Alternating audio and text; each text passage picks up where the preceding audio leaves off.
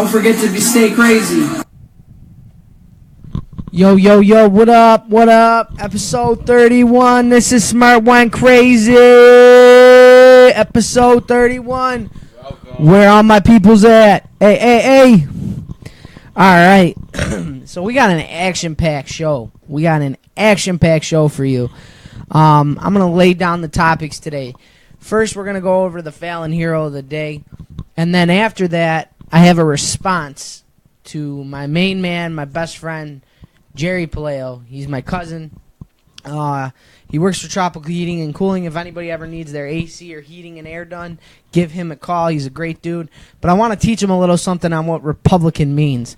So I hope he's watching, and I'm going to let Neil start off the day with the quote of the day.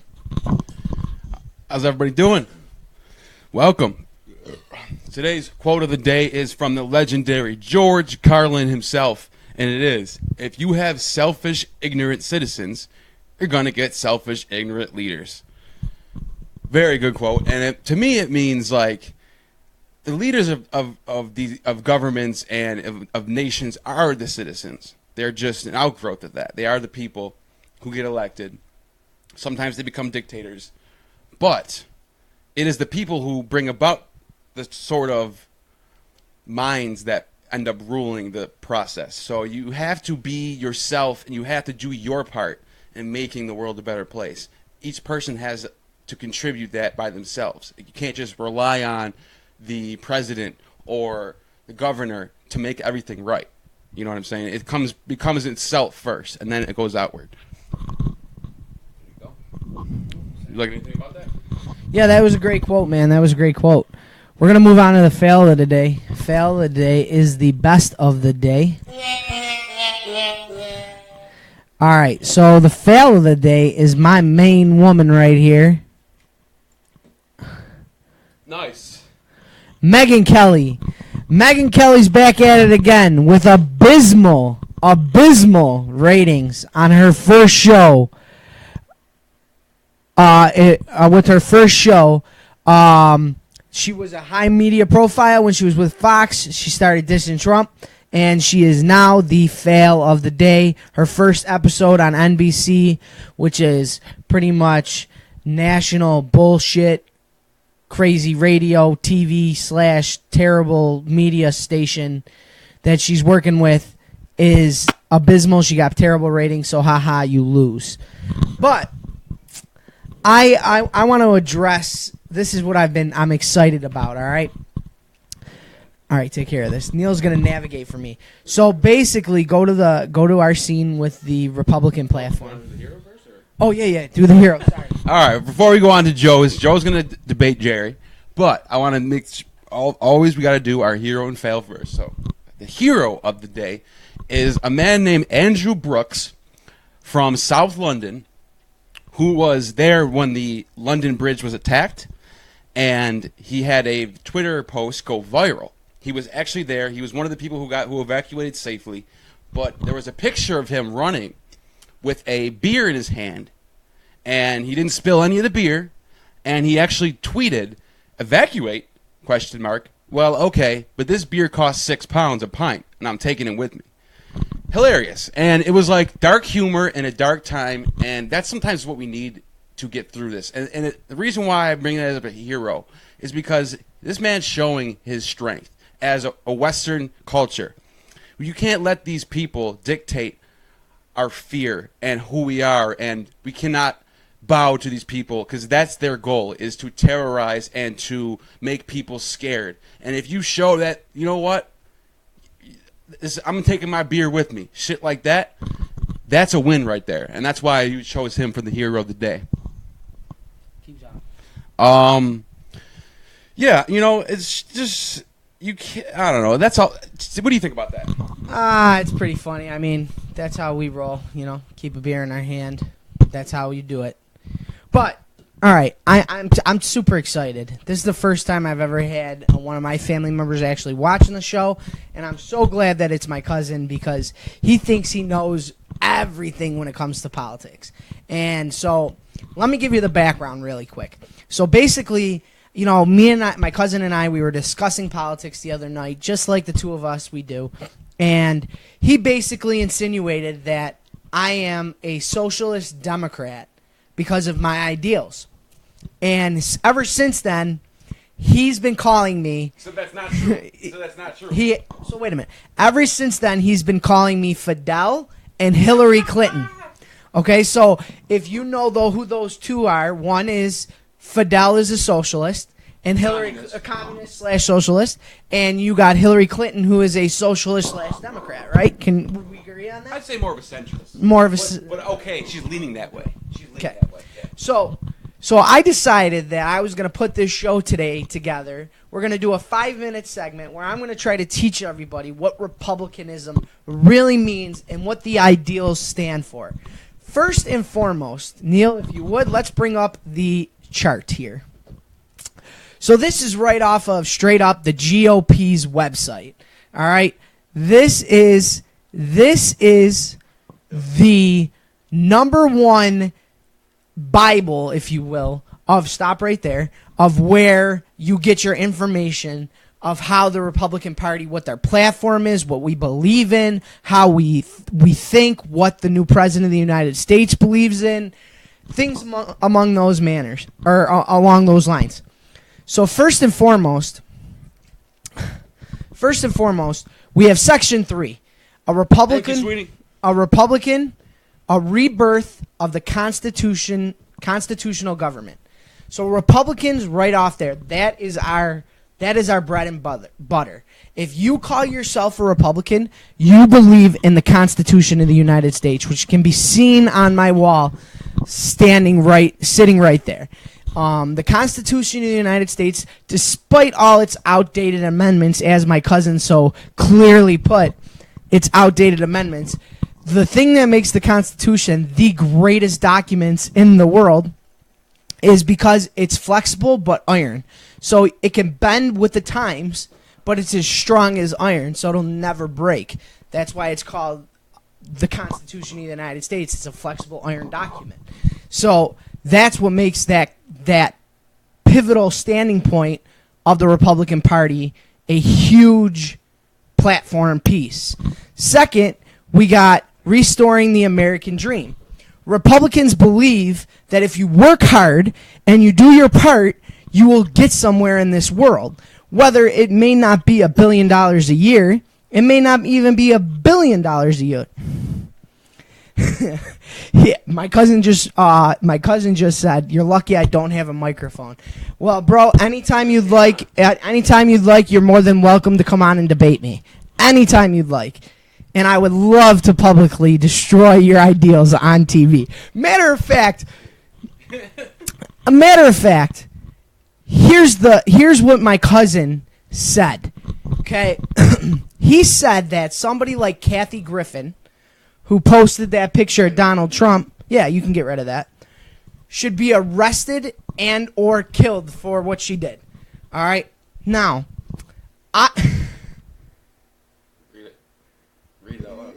No, you won't, because you want to take my money.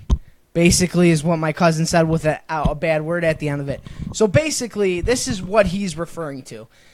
So this is my healthcare bill, Neil. Tell me if you agree. Okay, tell me if this is not a Republican ideal. All right. Okay. So my healthcare bill would be as follows. When you're younger, you would pay a higher premium. Okay? But when you're older and you reach the Medicare aspect of things, it's free for you. Okay? You've put in your time. Okay? And you need the help. Right. Okay? Because you no longer have income, you're only getting Social Security.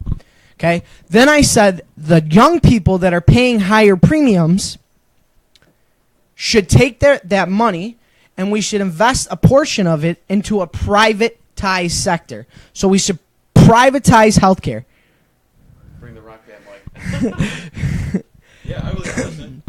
So you would take the money and you would privatize some of the healthcare. So basically, you would start a fund, but the only difference is instead of privatizing it, you would put safety nets on that privatized money, so that if the stock market ever crashed, it could never affect healthcare. You get what I'm saying? So we would put safety nets on it where that fund is shut down. You can't trade it no more, nothing like that. It's shut down. Okay? And then when you reach a certain age, your health care is now free because you are in the Medicaid system and you're getting your Social Security income tax and blah, blah, blah, blah, blah. So he decided to call me a socialist because I want to give old people free health care. All right. Does that sound democratic or Sounds reasonable. It sounds, would you say that's a Republican or a socialist ideal? Well, technically your cousin, if you want to go completely right, as far as you can right, then you would, to that point of view, you would look like sort of a lefty or a social, or because, you know what I mean, you're taking money from earners and giving it to people who can't earn. But no, I agree with you. I think it's reasonable. But in his defense, if he's that far to the right, that's his point of view, and you can't really dispute it at that point. True, but here's my problem. So my cousin said, well, if I have 3 kids and then the person working at McDonald's who has one family, why should I have a higher premium than the person working at McDonald's? And I tried to explain to him, I said, sir, you have 3 children plus you and your spouse. You have higher medical costs, so you should pay more. But here's the kicker. If you don't want health insurance, you don't get taxed for it. You wouldn't be billed for not choosing to have health insurance because that's your right as an American citizen. So I feel like my opinion is in the middle of the road with a Republican twist on it, because you're going to privatize the health care fund and then you're going to take care of the older people, which is a tiny bit of a Democratic ideal. Both Republicans and Democrats can agree that you would defend our older people. It was the liberals that said Republicans want to throw Granny over the cliff. We never said that. We don't want to throw Granny over the cliff. But in this gentleman's mind that I am related to, says, because he said people wouldn't buy into my plan. I bet you a lot of people would buy into my plan, especially when I opened up state markets to expand healthcare. So you can go and get your healthcare from Texas instead of New York State. That's another thing that I agreed with Trump on, but he never ended up doing. So, in essence, the Republican platform is this: cut taxes, which I'm for; follow the Constitution of the United States, which I'm for; take care of our elderly people, which I'm for. I'm against abortion, totally 100%. We've discussed this. Corporate, what is it? Corporate spending? Yeah, to limit it. Yeah. Sure.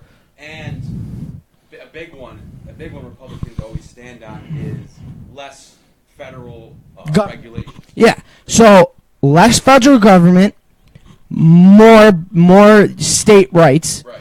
Less federal government, which I'm for. So I consider myself a Republican at heart, or a conservative at heart, and I'm a social liberal. What I don't agree with is people can't get married because they're gay. What I don't agree with is, somebody has the right to doesn't have the right to sell somebody a cake because they're gay. That, I'm sorry, the Republicans need to get over it and move on. It's 2017. If you want to love somebody, you should be able to love whoever you want. That's where I don't stand with the Republicans. Other than that, I am a cold-hearted Republican to the bone. Neil can confess this. What's the call-in number? So Jerry would like to call into the show. You can call my cell phone. Right. You can call my cell phone right now. Or you know what? We can actually have you on the show. If he wants to call, we can get the mic right up to him and let him speak. Or we could FaceTime you, Jerry. Would you like us to FaceTime you so you can come on to the show? Or you can call, whatever one you'd like to do. Have him call because it would take a minute to set up the FaceTime. Yeah, give us a call. Call my phone. We'll put the mic up right to the phone so everybody can hear your blasphemy. Yeah, sure, go. Give him a minute or two, whatever he wants. Come on, call in, buddy. I'm waiting. I am waiting. And we got viewers. We got debaters. Let me get my piece on it while he's calling. So while you're dialing up or whatever, while we're waiting for you to call, sure, take your time, charge your phone up, whatever you got to do. So when I think of Republican versus Democrat, you gotta look at the ideology behind it. So in Britain, you got the Labour and the Conservatives, and in Canada, you got the Conservatives and the Liberals. They're pretty much the same two parties abroad. And the core ideology on the left, so the Democrats, is mostly has to do with equality.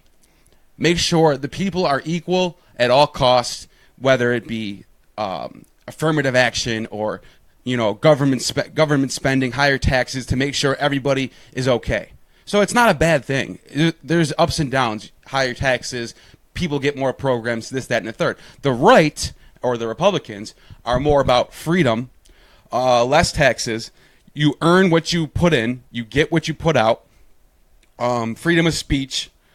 And when you have freedoms like that, it is unfair because the one who goes out and tries the hardest gets the most. So the people who don't have that set of rules or set of values don't get as much. So the left tends to look at it as, oh, this is unfair, this is unjust. So there's two ways to look at it. I'm not going to say which one's right or wrong. I'm a libertarian. I'm very in the center.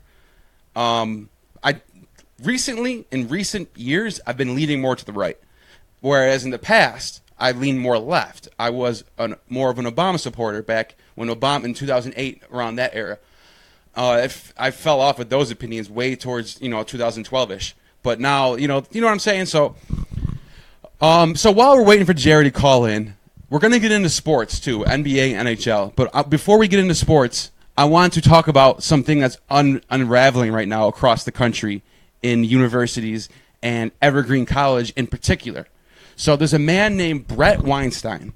He is a professor at Evergreen College, a Jewish man who wrote a play about, I don't know how many years ago. It was years ago. He wrote a play, and the idea of the play was, what if everybody in America, all the black people in America, decided not to show up to work that day?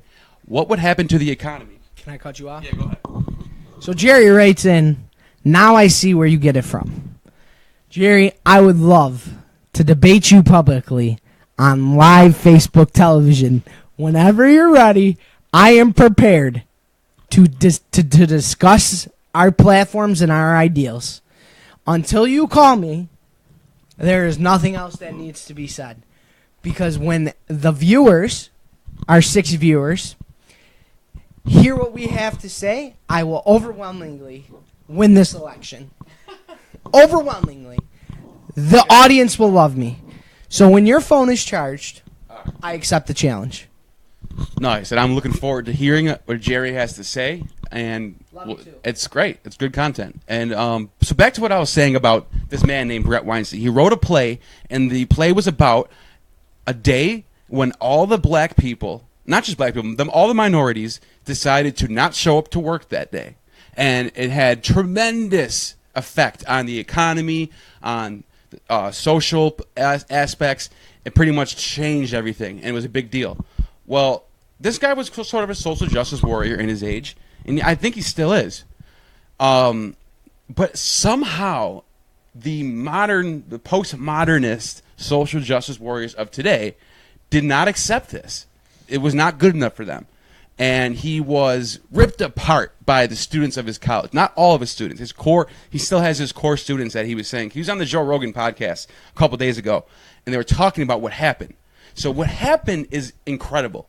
The students at Evergreen, the minorities, not all of them, there was a group of minority students at Evergreen College who decided that what Brett Weinstein did was actually not good for them, and that he doesn't know what they want, and he has no say in anything, even though he was trying to help. He was trying to make pieces on this. He was trying to mend society together. They said, that's racist. No, this man needs to be fired off the college, and they demanded not only that he should be fired, but all of his students deserve credits for his classes, no more homework, this, that, and the third. And I have a video that I want to show you. They actually have video of this happening and unraveling. It's pretty interesting to talk about. So here it is. Black power! Black power! Black power! Black power! Black power! The teachers have got to go. Hey, hey! Ho, ho! These racist teachers have got to go. Cannot escape! 2, 4, 6, 8! This time you cannot escape! 2, 4, 6, 8! This time you cannot escape! 2! Racist faculty have got to go! Hey, hey! Oh, these racist faculty have got to go! Hey, hey! Go, say go Tom. Go Tom, I love you, Dad. I-L-Y. Tom is my dad. Oh, these racist teachers got to go! So, you know, after watching something like that, I got my bachelor's degree in social studies education. I never finished certifying, but I got my degree. And the reason why I never finished certifying was because when I was teaching at Gatskill Prep, a teacher was knifed in the back. And it was the end of the world for me. My dreams were crushed. I was like, that is it. I'm done. I'm not doing this no more. I'm cut. See you later. Nah, I'm 5'5". This isn't going to work out. So I went back to Buffalo State and I threw my ID on the table. I said, I'm done. Just give me my degree. Call it a day. Switched my major to history, and now I'm here doing the show with Neil. And the reason why I bring that up is because of this video. This video is the exact reason why I won't step into teaching.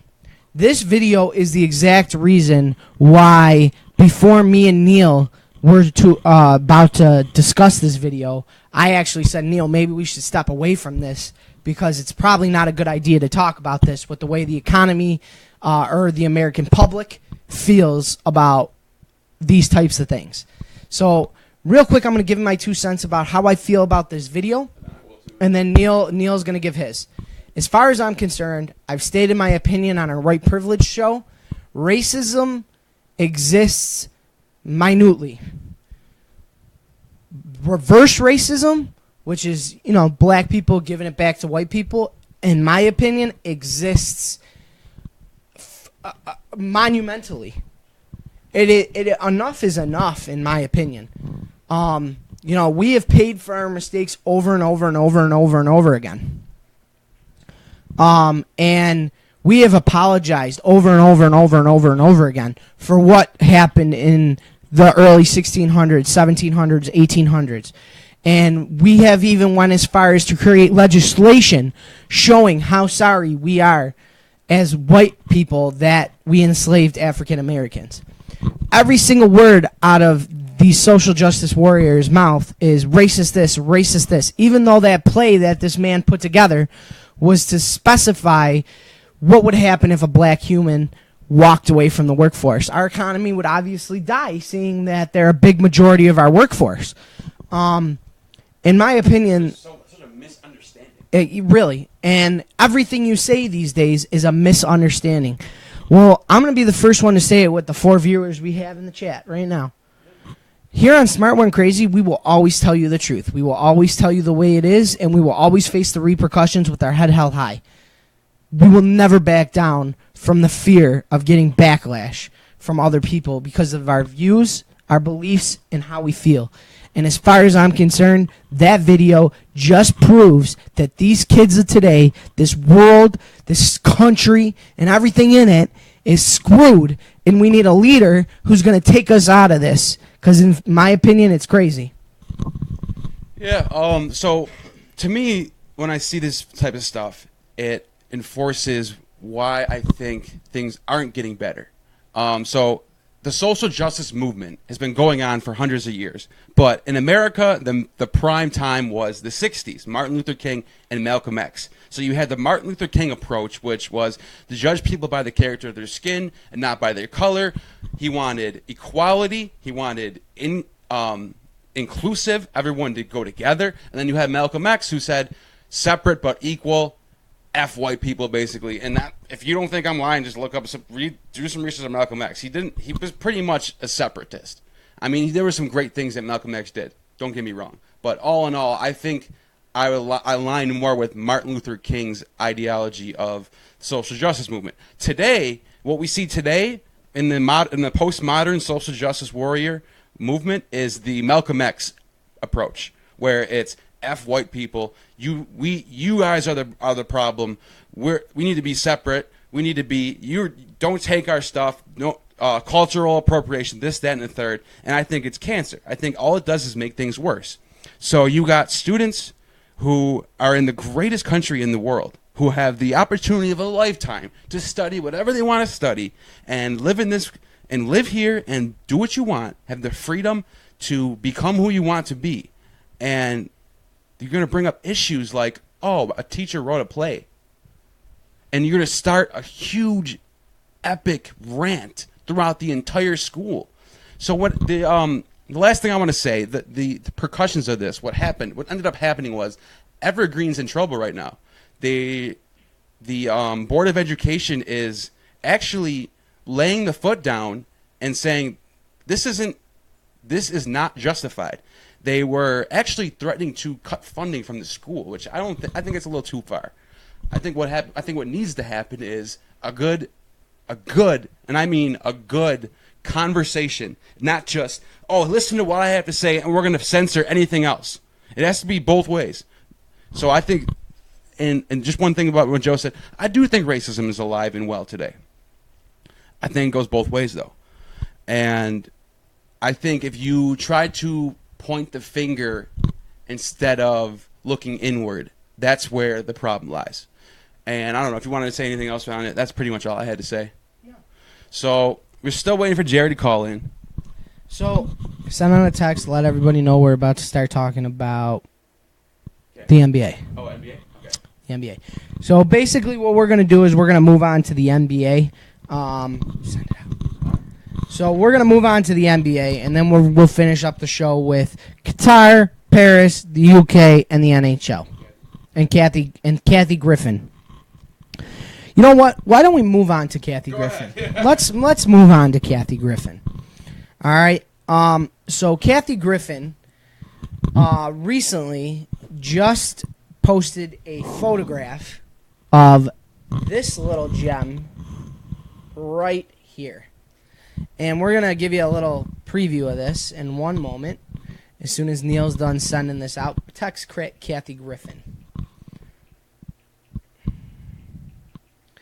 So we got 3 viewers. All right, we got this. So this is the little gem that Kathy Griffin put out. And we're going to move this right over for you. And we'll blow this bad boy up so you can get a nice little look at it. And there it is. That is the Kathy Griffin severed head of the President of the United States. So first I want to give my opinion on this picture. This picture, in my opinion, is absolutely 100% deplorable. You like how I use that word? Deplorable. Okay? And it comes from somebody who's on the left. Real quick, let me just say one thing. The repercussions that she is facing for this picture are all deserved, and the consequences of what she did and what she's getting is well deserved. With that being said, and I'm going to lower this down, okay? The picture you are looking at right now, and I want everybody to listen clearly and listen up very well, okay? The picture that is in front of this computer right here that we got all nice and set up so you can see it perfectly square right there, that picture single-handedly represents how great this country is. I see what you're saying. That picture, there is not a better photograph in this world that represents how great. Can I ask you a question real quick? I don't even want the mic. I just want to ask you a quick question. Sure. What do you think would happen if a citizen or someone famous in Saudi Arabia had the picture? I was getting that. Right. Don't cut me off. So So this picture, and the reason this picture represents how awesome this country is because Kathy Griffin is alive and well, not behind bars, protesting what's going on to her today. That is freedom, my friends. That is the definition of freedom right there. That picture right there. If you would have did this in fascist Germany in 1939, you would have been dead. If you did this in China today, you'd be dead. If you did that in North Korea, you'd be dead. Iraq, Saudi Arabia, any one of those countries, even in the European Union or in UK, you'd probably be behind bars, more than likely.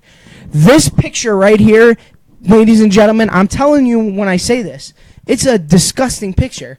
But I want to hang this picture in my house because it just shows what freedom, what freedom is. It really just expels freedom over and over and over and over and over again to me. And I'm sorry, it's a disgusting picture. It should never be shown to anybody. What she's getting is what she deserves.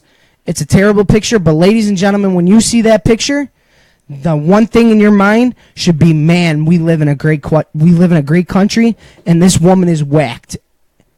That's it. That should all that you know. And I'm glad that her show got canceled. I'm glad that things are happening to her that, you know, are terrible. I don't want to wish harm on anybody, but I'm glad she's facing the repercussions that she deserves. The press conference that she put out, clearly she wasn't sorry for what she did. She didn't even try to apologize for it. She just tried to blame Trump and his family. But, you know, as far as I'm concerned, when I see this picture, in my heart and soul, this is what you live. This is the country you live in. This is freedom on display for you. Because anywhere else in the world, you will be killed for posting this picture, or you would at the very least, be arrested and put in some concentration camp to break up rocks for the rest of your life.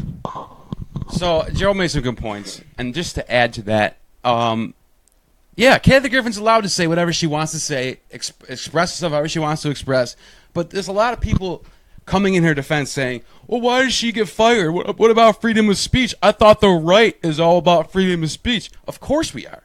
And we're still going to say that.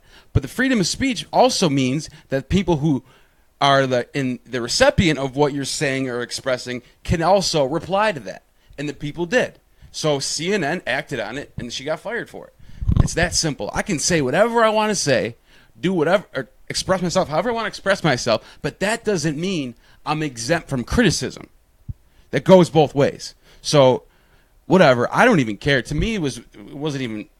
I didn't get offended by it one bit, and I don't even think Kathy Griffin needed to apologize for it. She did what she did, and that's it. And now you get what you get from it. That's it. That's all you can really say. She should be protected from freedom of speech. She should not be censored or all that. But at the same time, when criticism comes back her way, that's also the same thing. It's just what it is. It's natural, and so she comes out looking like an absolute crazy person. And she tries to say that the reason why she got fired, and I quote you, I'm not even making this up, I quote you, she says because of rich white old men working for CNN that didn't want her there. Wait, what? And then she says, my entire career, I've been pushed down by rich white men. And it stopped me from being successful. And then she goes on to say, but I made $20 million and I broke the record for comedy specials in the history of a person. And then I broke my own record. So wait a minute, which one is it? Were you not successful because the patriarchy was pushing you down? Or did you make $20 million and have the most comedy specials of all time? Because it can't be both. It can't. It just can't. And the last thing I want to touch on this is she tries to say that, oh my God, I'm under investigation by the Secret Service. Oh my God, that's so ridiculous that no one else would be under investigation under Secret if they did it. Well, no, that's not true at all. Ted Nugent made a comment about Barack Obama. It was sort of implying that gonna kind of shoot him. I guess he didn't say it like that. I forgot the exact words, but he said something to that effect. And right away, he was under investigation by the Secret Service. Of course, he got cleared. Of course, he wasn't really meaning it. Just like Kathy Griffin's going to get cleared by the Secret Service. She's not going to get arrested for this. But that's just protocol. So don't sit there and say, oh, that's because I'm a woman, when it just happened to another man right before you. And then another thing, too, is I want to give a quick lesson to all those who don't understand how our justice system works. Okay? So there are two courts, and one of the courts you know of very well, but you don't realize that it's a court of its own. Okay, you got your judicial system, which tries people. You're provided a lawyer. You go into court. You fight for your right for freedom. You prove your innocence till proven guilty. Blah blah blah blah blah. There's a judge. There's a jury. Blah blah blah blah blah. And then you got your second court, and that is the court of opinion, public opinion. Okay, there are two courts in this world, just like in the O.J. Simpson trial. You had your actual court, which found him not guilty, and then the whole entire country found him guilty. After that, he couldn't go into a restaurant, he couldn't go to a bar, he couldn't go anywhere without being labeled a murderer. Okay? So, yeah. Yeah, so when he got in trouble again, yeah, he got the hammer. So basically, he was tried and convicted in the court of public opinion, and he was found not guilty in the real court, the judicial system. So Kathy Griffin is found guilty and tried. She was tried and found guilty in the court of public opinion. Her, one chance was this press conference. And if anybody felt like that was a sincere apology for doing it, then you're just a moron. I'm sorry. You can't stand up there and say that Trump is out to get you. Let me tell you something, lady. Trump has got a lot on his plate right now. The guy can't stop himself from yeah. Instead of saying, yeah. And the guy can't stop tweeting stupid tweets till 3 o'clock in the morning. But yeah, kafifi. But the point is, what I'm trying to make is, she's been tried, she's been convicted in the court of public opinion, and I'm happy with the results on that one. So moving on from Kathy Griffin. Some NBA. Let's get into some Golden State Warriors. Yeah. Don't forget, I want to put that on. You mark it here, episode 31 right here. Joe said that Golden State was going to take the series, and they were going to do it in 4 games to 0. Sure. And my prediction is that we're going back to Cleveland for 2 games. I think Cleveland is going to adjust, just like they did last year, and they were down 3-1, and they're going to win 2 straight and make it 2-2. And go back to Golden State. And then I'll give you more predictions then. But right now, I'm just going to say I think the series will be tied to 2-2 at the end of the 2 Cleveland games. But we're going to talk about this series real quick. But first, I want to show you my favorite highlight. And then we got Joe's favorite highlight. This is my favorite highlight of last night's game. It is by Steph Curry when LeBron was covering him. Here we go. Oh, sorry about that. Here it is. Oh, wait, which one was it? Scene 3. Green knocks it away and taken by Thompson.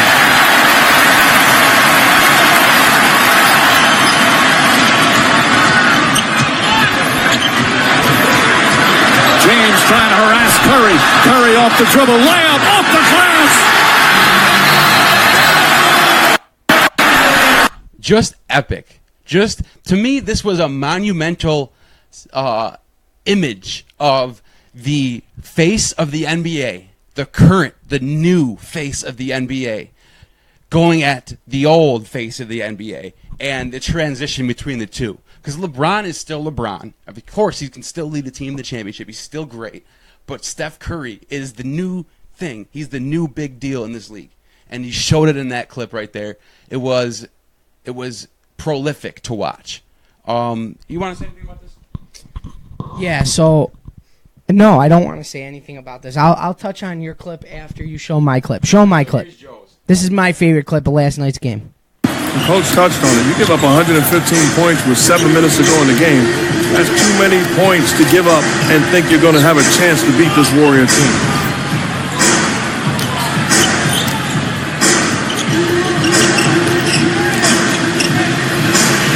Boom. Wait for it. Wait for it. And it's 19. 31 for Durant. Kyrie Irving trying to answer. Curry the rebound. And I'll give the ball right back to Kevin Durant if I'm the Now watch Warriors. this. And my man from way downtown gets a three. Let me tell you something. We got another Michael Jordan, Scottie Pippen situation right here, people. All right? Steph Curry and Durant are, in my opinion, Michael Jordan and Scottie Pippen. There ain't no chance that LeBron James, Kevin Love, and Irving are going to be able to wipe them two out, because them two together are the NBA. They are the NBA. Let me tell you something. Game 1, Kevin Durant makes LeBron James fall on his ass right there. Just dribbles around him, falls on his ass. You just watch single-handedly Steph Curry make LeBron James look like a flailing fish and couldn't stop the shot.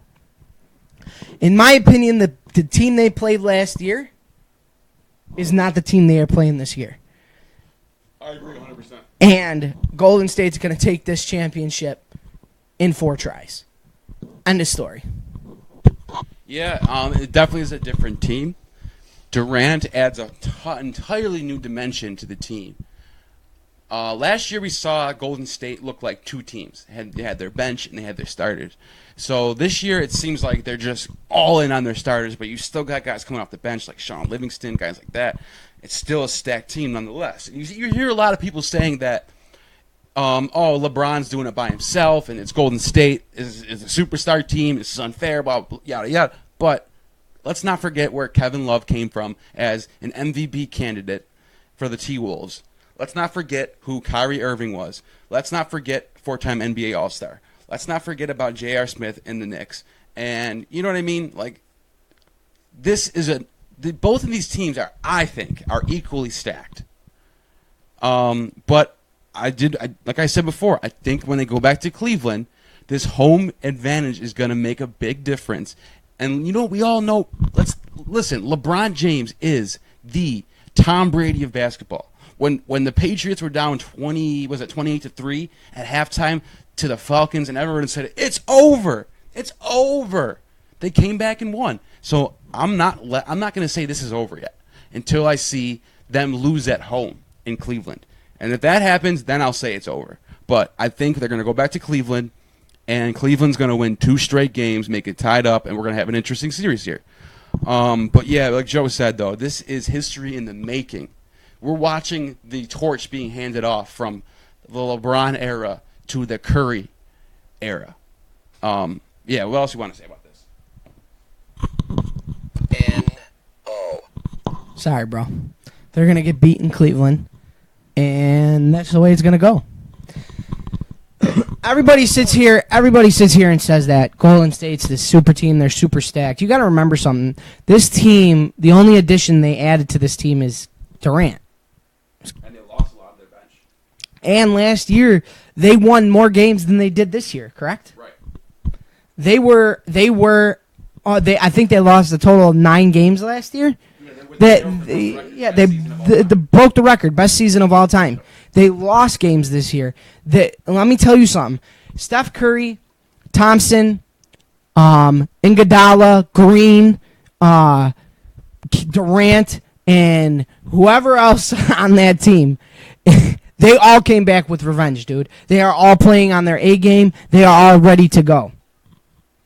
And they did add David West and Pachula.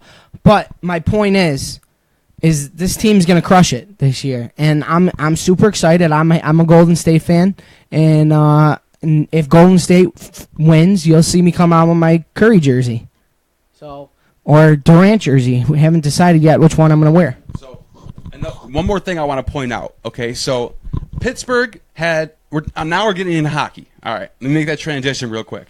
So, and this ties together with basketball too. So Pittsburgh was up 2-0 in Nashville. Yeah. So I got a friend of ours, Elizabeth Alexandra, watching. Smart One Crazy. We'd like to say our prayers for you. I know you had a rough day today with your son. God bless you, and we're praying for you hardcore. and we love you. Yes, I concur with that. Thank you. I just wanted to point out, like I was saying, about the NHL Stanley Cup. So we had the same situation on our hand. Pittsburgh was up 2-0. They had home ice advantage in Pittsburgh. They won their first 2 games, and I said it on the show. I said it last Wednesday. I said, here's what's going to happen. Pittsburgh's going to win tonight, make it 2-0. They're going to go back to Nashville, and Nashville's going to smack them around. They won 5-1. Right now, the game is on.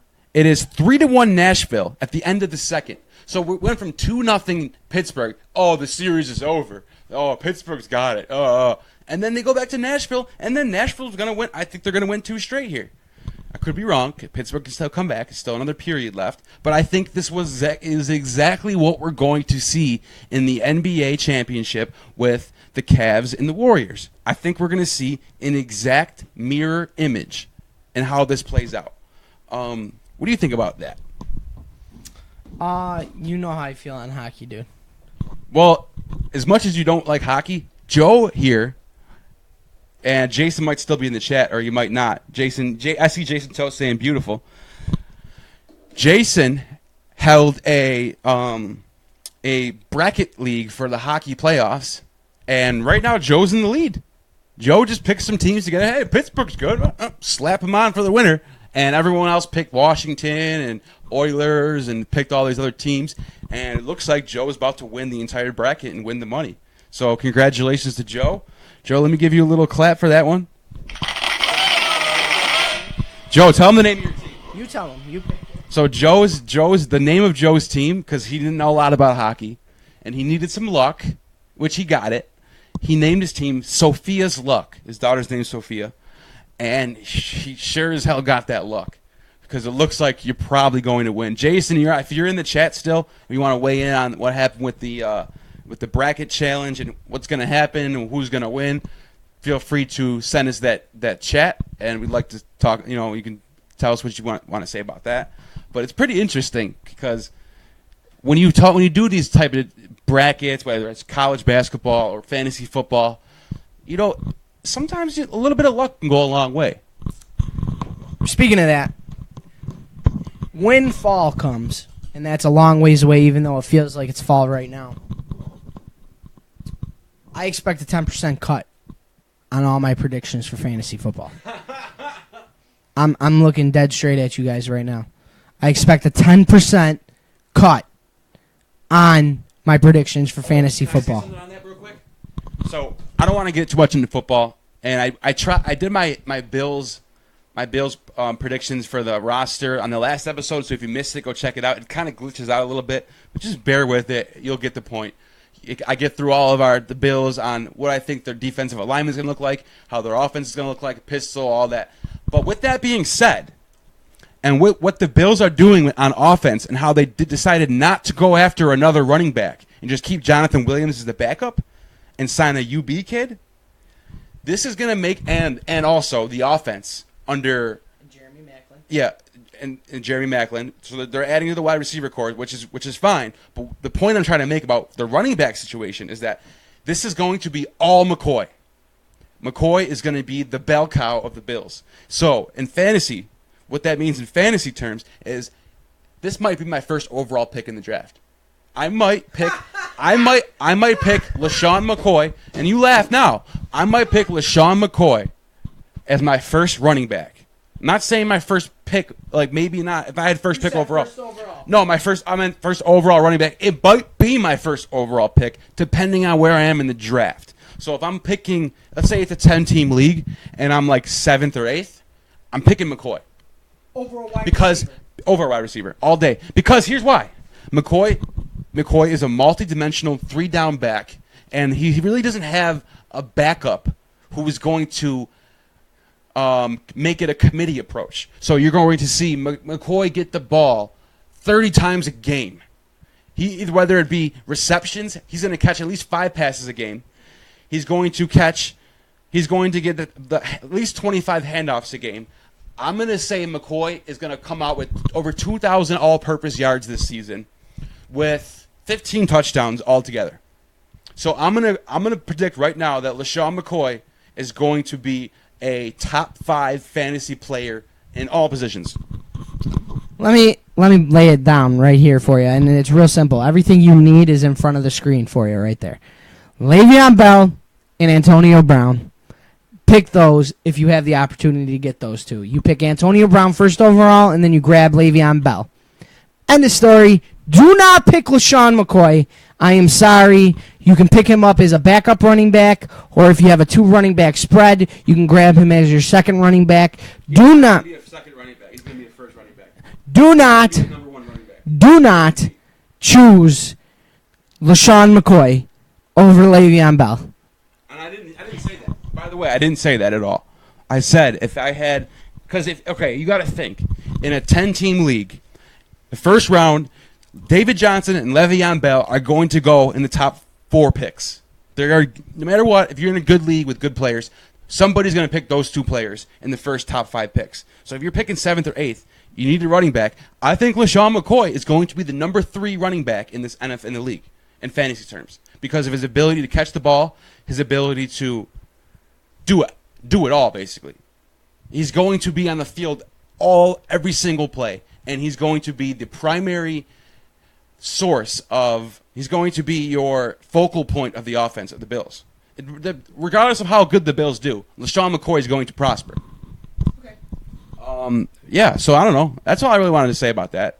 But I do want to get into this whole Qatar thing that's going on right now in the Middle East. Sure. And it's a pretty big deal because Saudi Arabia came out yesterday and said, we're now going to oust and stop funding Qatar in the media over there. And what that means is this, okay? So Qatar is the headquarters of Al Jazeera News. And we all know Al Jazeera was the news source that used to follow around Osama bin Laden. He was the only news source that Osama bin Laden used to let around him to travel with him. And when he needed to make a speech to America, he used Al Jazeera as his output to make his speeches. And that's from Qatar. We all know Qatar is very, very, the Obama administration and Clinton was very much close to Qatar in their foreign relations. They were very pro-Qatar. They got a lot of funding from Qatar. They got a lot of good press from Qatar. All the Al Jazeera newspapers were anti-Trump, pro-Clinton. TYT, everybody's favorite lefty news on the internet, is 90% funded by people from Qatar. And now Saudi Arabia, after they make a deal with Trump saying that we're going to go after radical terrorism, whatever, and 2 weeks later they come out and say, oh, this is one of our prime concern areas is Qatar. And I find that interesting. So it kind of makes them look really bad right now. So I'm interested to see how this plays out with people like Cenk Uygur on the left, who were the host of TYT, and how he approaches this situation. Is he going to say this is all bullshit, or is he going to say, oh, whatever? So I'm looking forward to seeing what happens with that. What else you wanted to get into the Paris deal too, right? Yeah, let's get into Paris and the UK. Go ahead. You get into Paris. All right, so Paris. The Paris climate deal. All right, everyone's freaking out about the Paris climate deal as if somehow this is going to make global warming get worse. It's not. It's not. It's just not. Because what the Paris deal was an attempt to limit governments around the world and fuel emissions and to help out in climate change. But what people are failing to realize is what were they really doing with the money? Taxpayers are paying money to go to the United Nations, and nothing really is getting done. You're still seeing smog all over the world in China and stuff like that. You're still seeing deforestation all over Europe, all over Africa, the Middle East. The only country that's really, and it's not even perfect either, the only country that's really not getting totally deforested is here in the United States. So here's the United States doing their job, I think, and a lot of people are going to tell me I'm crazy for saying this. Oh, we use coal. We use blah, blah, blah. We do pretty much a good job of keeping our air clean. There's no smog anywhere around here. The air is clean. We have our forest. No matter what city you live in, you're a 20-minute drive away from a a huge forest, huge wooded areas. We keep those areas intact because that is the prime way to make sure the air is still clean. Once you get rid of all your forests, then you have no protection against the fuel emissions in the air, and that's what causes cancer, smog, climate change, etc. Am I happy that he did it? No, I'm not happy. What I want to see happen is I want to see a better approach to energy. So the people on the right that are saying, "Oh, this is great. Now all the coal miners get to keep their job." That's kind of a weak argument too, because the coal miners can easily get jobs at plants that have solar energy, battery powered energy, electromagnetic energy.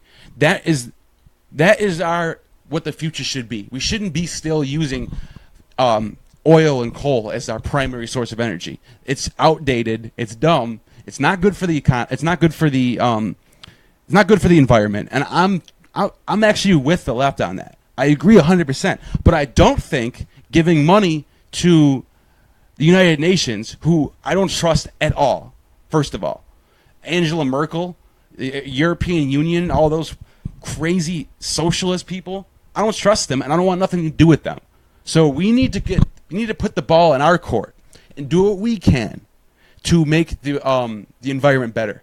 We can't just the reason why I chose the quote by George Carlin. It says, "If you have selfish, ignorant citizens, you're going to get selfish, ignorant leaders." The reason why I chose that quote was partly because of what I'm saying right now. You can't just let's raise taxes and let the UN deal with climate change. They'll do it. They'll do a good job. I don't buy it for one bit.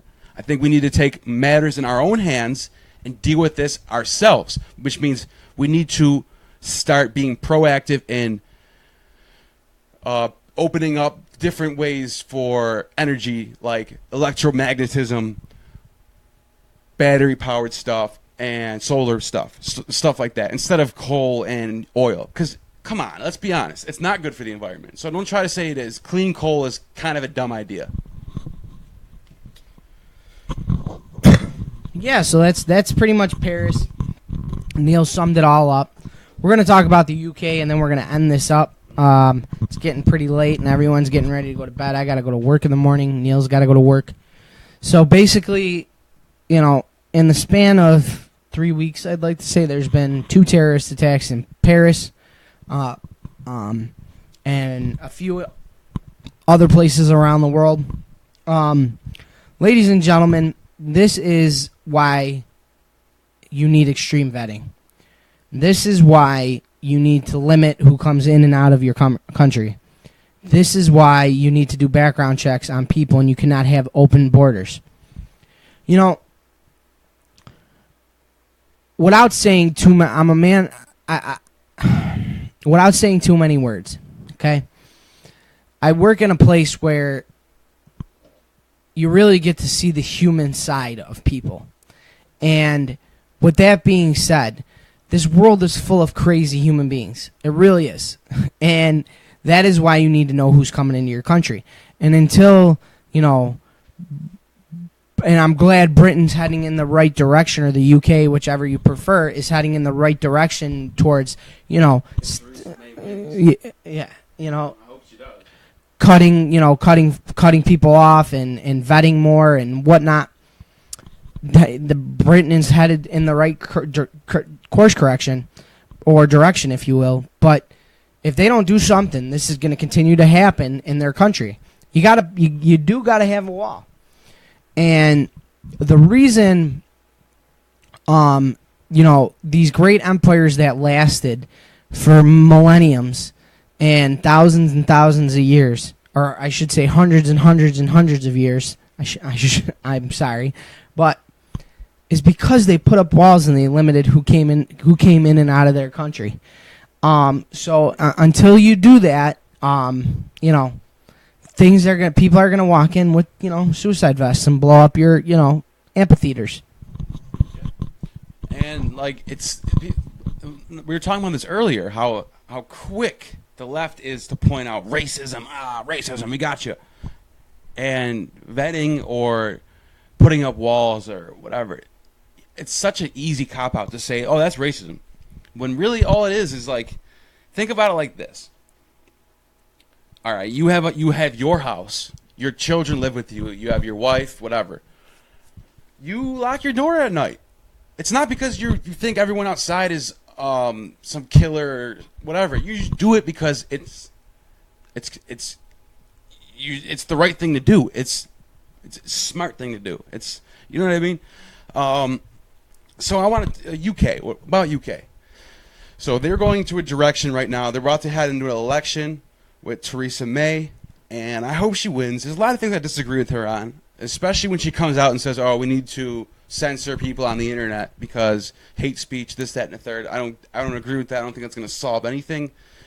She thinks radicalization happens mostly online. I don't think that's 100% true. It could be a little bit true, but nonetheless, something has to be done with what's going on in the world right now, with the rise of attacks and just craziness happening with old ideologies that are outdated, that should not be present and growing at the rate they are. And I'm not talking about Islam as a religion. I'm talking about the kind of Islam that is under radical extremism, where they say that the caliphate needs to rule the world just like it did in the Ottoman Empire did when they took over the Holy Roman land, and that's their land, and we need to rule the world, and all of the non-believers need to die, and this is a world for Islam. Oh, that's crazy talk. Practice what you preach. All right? Peace is what you preach, right? Is that what you say? So practice that. You know? I don't know. That's all I really got to say. Anything else? No, we need to end this. So that's our show for tonight. Thanks for everybody who tuned in and leaves a comment. Drop a like. Find us on YouTube at Smart One Crazy Podcast. And we'll see you on Wednesday night. Yo, don't forget to stay smart. And most of all, stay